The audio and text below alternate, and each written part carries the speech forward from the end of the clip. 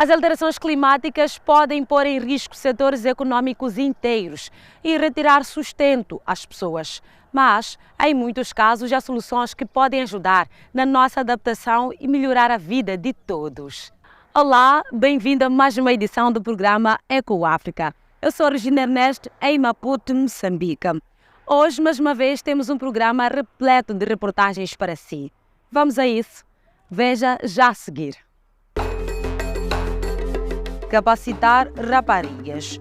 Como uma mochila de energia solar está a ajudar a mudar vidas no Uganda. Aproveitar a energia dos mares. Pode a energia térmica dos oceanos ajudar a África?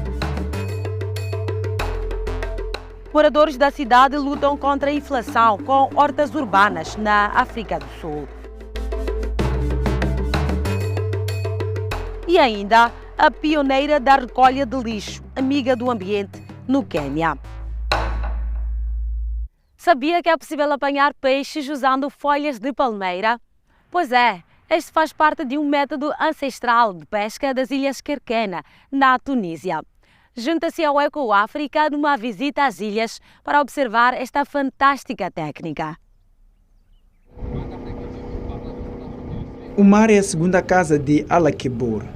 Pesca com uma técnica antiga, apenas aqui existente, nas Ilhas Kerkena, na Tunísia. Chama-se charfia e envolve apanhar peixe com folhas de palmeira.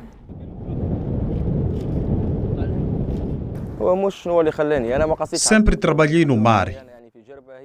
Quando criança pescava com meu pai. Quando terminei os estudos, voltei automaticamente para a pesca.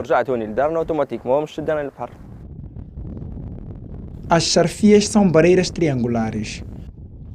É possível avistar as folhas de palmeiras em torno de todo o arquipélago. As marés levam os peixes até as armadilhas. Ao contrário da pesca de arrasto, a charfia não prejudica a biodiversidade marinha. As redes não deixam nada escapar. Com as folhas de palmeira, os peixes encontram buracos por onde nadar.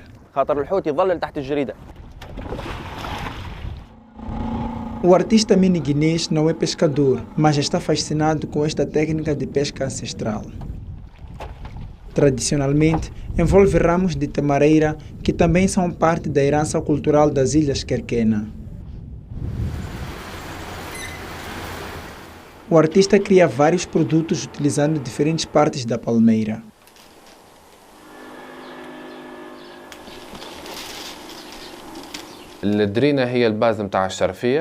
A base da charfia é uma gaiola. Isso inspirou-me a criar objetos de decoração. Tentei manter o aspecto original. Amini vê-se como embaixador da charfia. Em 2020, a Unesco declarou-a Patrimônio Cultural e Material da Humanidade.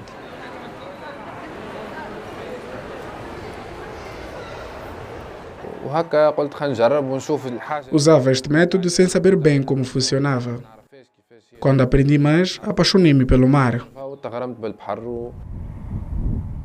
Hoje em dia, há quem use armadilhas de plástico mais baratas. Outros abandonaram a prática porque consome muito tempo. E a pesca industrial dizimou os estoques de peixe, pelo que a charfia também diminuiu. Mas alguns pescadores defendem a tradição, sobretudo porque funciona em harmonia com a natureza. Os ramos da palmeira dão abrigo aos peixes. É um método ecológico que preserva e respeita o ambiente. Este pescador acredita que a charfia vai continuar a resistir, até porque estes peixes têm uma qualidade superior aos da pesca industrial. Os peixes chegam vivos à costa. É por isso que são considerados melhores que os outros. E o peixe de alta qualidade é uma fonte de rendimento importante para o arquipélago e um atrativo para os turistas. Para Alakebor, a charfia é mais do que um negócio. Faz parte da identidade cultural única de Kerkena, que corre o risco de desaparecer. Todos os nossos antepassados tinham uma charfia, construíram-na nos meses do verão. Hoje, ter uma implica ter recursos financeiros. E muitos não podem ou não querem investir. Por isso a charfia tende a desaparecer, apesar de ser tão sustentável. As alterações climáticas criam enormes desafios econômicos, mas reduzir o impacto ambiental pode ser uma oportunidade de fazer negócio, fazer a diferença e lucrar com isso. Vamos até o Quênia conhecer uma mulher talentosa e com visão que está a promover a economia circular.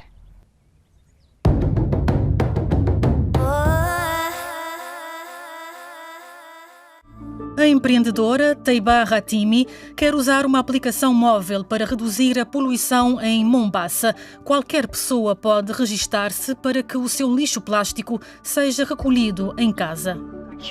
Pode-se marcar o serviço em qualquer lugar, usando gestores de resíduos autorizados. Depois pode-se trocar ou doar os plásticos por incentivos em dinheiro. A cidade costeira do Quênia está a afogar-se em lixo plástico, que suja as ruas e polui o oceano. Teiba lançou o seu negócio há 1 ano e meio porque a cidade não fornecia serviços de saneamento adequados. Um dos principais desafios de Mombasa é a deposição de lixo plástico em espaços abertos. Para contrariar isso, paga aos participantes, dependendo do tipo de plástico, cerca de €1 por 10 quilos. Os seus 10 funcionários verificam se o plástico foi devidamente limpo e classificado pelos utilizadores da aplicação. Depois, pesam-no e trituram-no com uma trituradora ecológica que funciona apenas com a força dos músculos.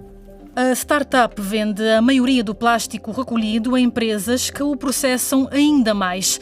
Pode ser derretido para fazer placas, como as que utilizam nos próprios carrinhos de mão. Esta startup já recolheu mais de 11 mil quilos de plástico. Na fase piloto, mais de 1.600 utilizadores registaram-se na aplicação. Em colaboração com as autoridades de gestão de resíduos de Mombasa, recolhemos lixo em cerca de 6.000 casas. 1 ano e meio depois, ver como este projeto teve tanto sucesso enche-me de alegria e orgulho. Fills me with so much joy and pride. Que mulher impressionante! E vamos conhecer mais uma. A heroína do clima desta semana vem do Uganda. Há mais de uma década que uma organização sem fins lucrativos capacita raparigas a assumirem o controlo das suas vidas e a serem agentes da mudança. Criou um saco inteligente e com múltiplas funções para facilitar a ida das raparigas à escola e os estudos quando o sol se põe.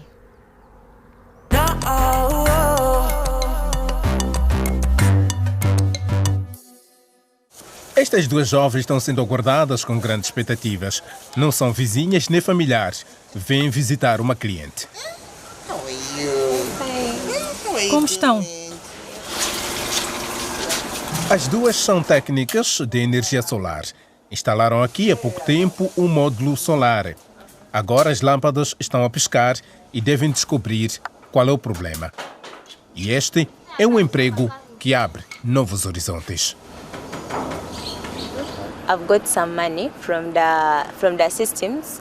Recebi algum dinheiro para instalar os sistemas e isto permite-nos eliminar o processo de poluição do ambiente, os combustíveis fósseis no ambiente, o que beneficia a todos.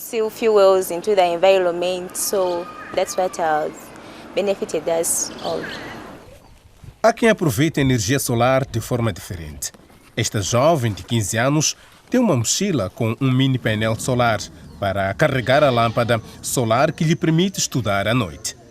Por sua vez, a lâmpada carrega o telemóvel do seu pai.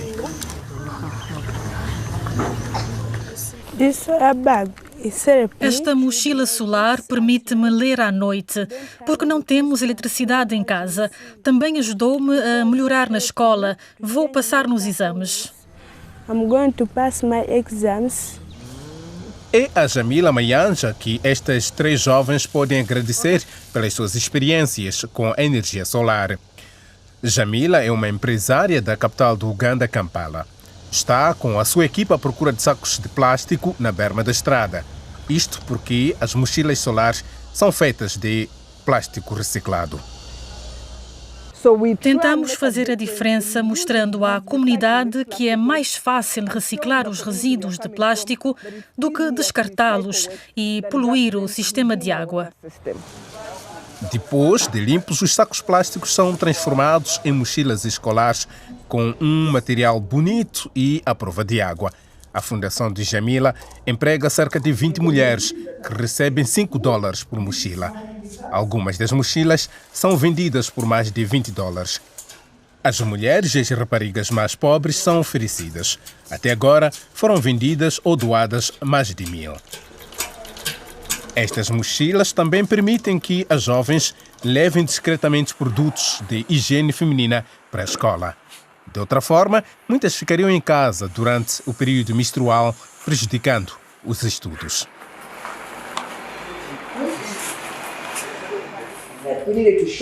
Precisávamos de lhes mostrar que não há problema em ir à escola durante o período menstrual. A mochila veio trazer esse conforto, ao mesmo tempo que permite melhorar o aproveitamento escolar destas meninas. Voltamos a Susan. Muitas vezes tem de fazer tarefas domésticas depois da escola. Só pode estudar quando escurece, o que seria impossível sem a lâmpada solar. A lâmpada carrega-se a caminho da escola na manhã seguinte. A professora confirma as melhorias. Também está satisfeita com o facto de a mochila solar ser um exemplo convincente e prático de reciclagem de plástico.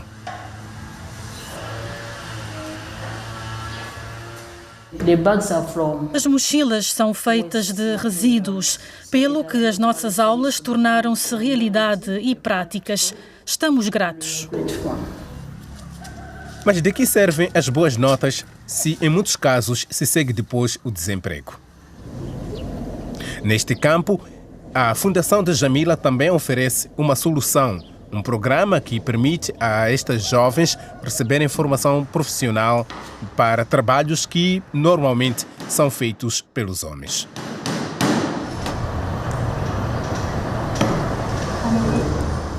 Shalom foi uma das jovens que recebeu formação em módulos solares aqui.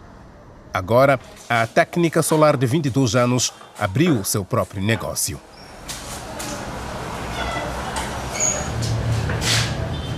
E já resolveu o problema de luz a pescar.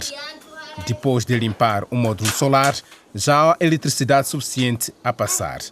Agora, a luz ficará acesa.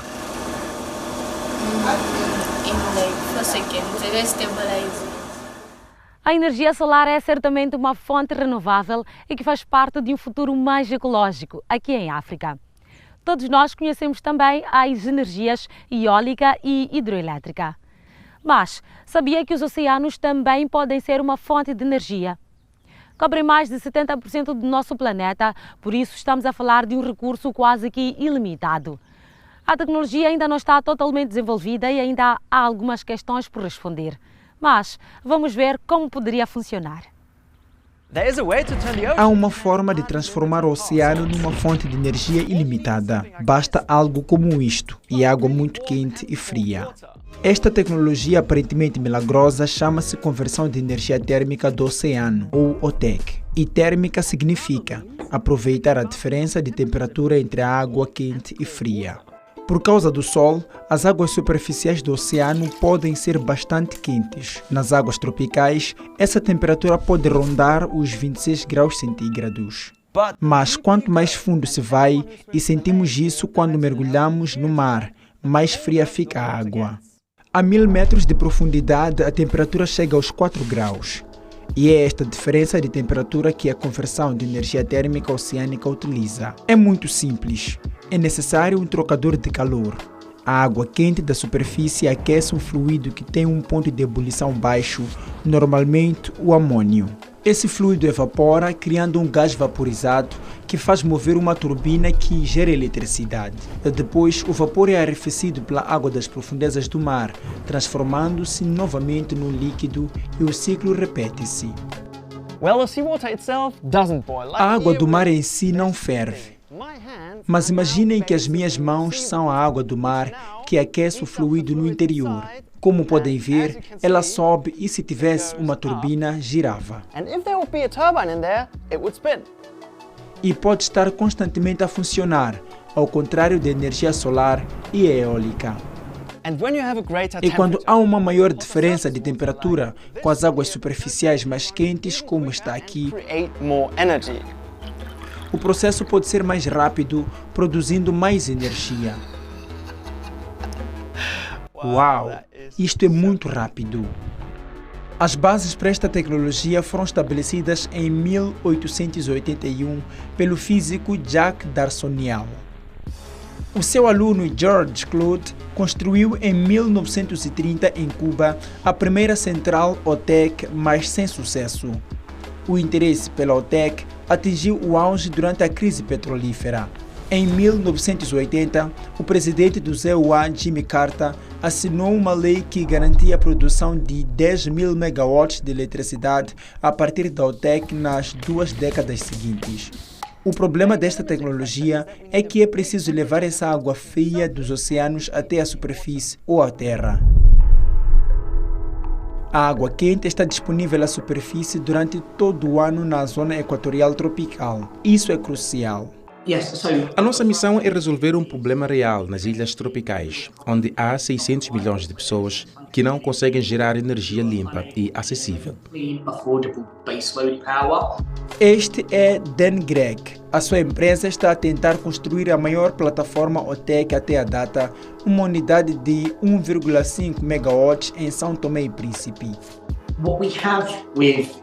Estamos a instalar o sistema OTEC nos países em desenvolvimento, numa faixa de 20 graus a norte e a sul do Equador. Estamos a abastecer mercados de maior risco político, classificações de crédito mais baixas. Muitas destas ilhas dependem de energia gerada a gasóleo, um problema que ficaria resolvido com a OTEC. Excluindo obstáculos práticos e financeiros, a OTEC poderia hipoteticamente fornecer energia a todo o mundo. Estima-se que o investimento para uma central OTEC de 100 megawatts pode chegar aos 1,5 mil milhões de dólares. Uma das maiores incógnitas é o tubo de água fria. Tubos de plástico rígido de 2 a 3 metros de diâmetro são bastante comuns. Mas para uma central de 100 megawatts teriam de ser quase 4 vezes maiores. E os tubos assim ainda não foram desenvolvidos. Na Índia, a OTEC flutuante instalada perto de Tamil Nadu não correu bem por causa de uma falha na tubagem de água fria. Outro, se não são as tempestades que podem destruir tudo. Foi o que aconteceu com uma das primeiras instalações em 1930. Esta incerteza tem afastado empresas com receitas de milhões. A Lockheed Martin, por exemplo, queria desenvolver a maior central OTEC na China, mas abandonou o projeto devido aos custos. Outra grande questão é o efeito real do ambiente, porque movemos quantidades absurdas de água. Estamos a falar de 4,3 mil milhões de quilogramas de água quente e 2,2 mil milhões de quilogramas de água fria por dia para uma pequena central. São cerca de 16 milhões de banheiras de água. Há muitos pontos de interrogação sobre a OTEC. A economia, efeitos ambientais, a tubagem de água fria e o fato das centrais atuais serem demasiado pequenas. Por isso, nos últimos 10 anos não se chegou a grandes conclusões. Sem investimento significativo, a OTEC provavelmente não será uma opção em breve.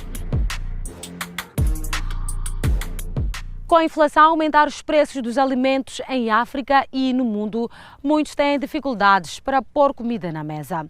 Frutas e vegetais podem ser especialmente caros. Mas, e se formos nós a plantar? Um projeto de hortas urbanas em Joanesburgo, na África do Sul, está a mostrar aos habitantes como produzir alimentos saudáveis em casa e até fazer disso negócio e beneficiar a comunidade. Localizado junto aos arranha-céus do centro de Johannesburg está o Lawrenceville, mas este não é o bairro de classe alta. Este ano, os preços dos alimentos na África do Sul subiram 14%, estando os residentes a passar dificuldades. Every day is hard. Como pode ver, os pimentões verdes costumam comprar a caixa por 35 rands. A semana passada estava a 75. A gasolina continua a subir, tudo está a subir. Então temos de gerir o dia a dia, temos de reduzir os gastos. Uma solução para esta situação pode ser a agricultura urbana. Este bairro, Lawrenceville, é apenas um exemplo do que é possível fazer em Joanesburgo. Nesta zona industrial renovada, Machepsou Makebini quer motivar os moradores a cultivar a sua própria comida. Isto é bonito, é menta, isto é muito bom, pode-se colocar no chá, eu adoro chá. A Senhora Verde, como é conhecida, é a responsável pelo Green Business College, um lugar que se dedica a inspirar pessoas a sujar as suas mãos, tendo rendimento com isso.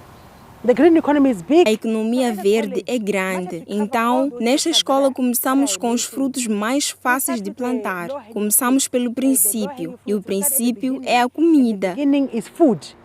Cerca de 75 €. Este instituto oferece um workshop de 5 dias que ensina a cultivar, cozinhar e conservar alimentos biológicos.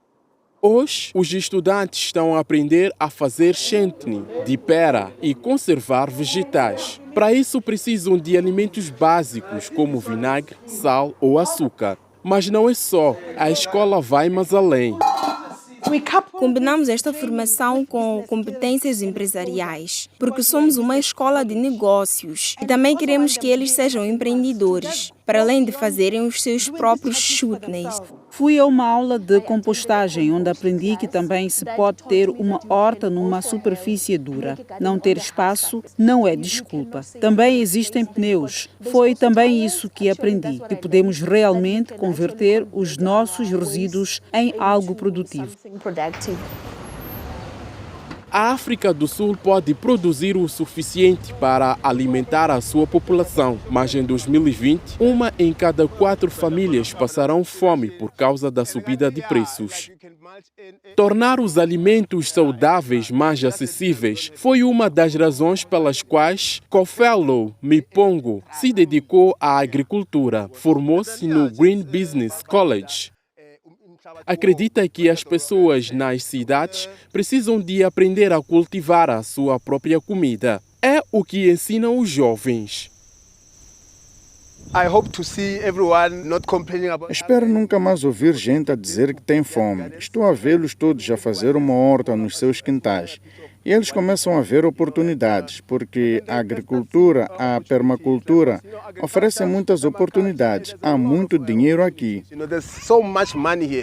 Os seus cursos são gratuitos. Hoje, uma local veio mostrar como fazer vasos autorregáveis a partir de garrafas de plásticos velhas para plantar vegetais e ervas em casa, competências valiosas em tempos difíceis. A nossa economia está a cair, mas com isto posso plantar os meus vegetais e comer em casa. E eles serão saudáveis e frescos. Depois de formar mais de 2.000 estudantes, são histórias de sucesso como estas que inspiram Machepsou a espalhar a sua mensagem ecológica. A comida é tudo. É aí que tudo começa. Todos têm de comer, com Covid ou sem Covid, com ou sem mudanças climáticas, com ou sem pobreza, as pessoas têm de comer. Cada nova horta e cada nova lição de jardinagem fazem muito mais do que ajudar as pessoas a satisfazer as suas necessidades alimentares. Estas competências agrícolas também aumentam a biodiversidade vital de insetos e plantas e qualidade do ar nas zonas urbanas. E todos saem a ganhar. Uma simples iniciativa pode fazer a diferença. Esperamos que tenha gostado desta edição do programa Eco África e pode visitar o Eco África online para ver histórias mais inspiradoras. Eu sou Regina Ernesto e despeço-me a partir de Maputo, em Moçambique. Até para a semana. Fique bem.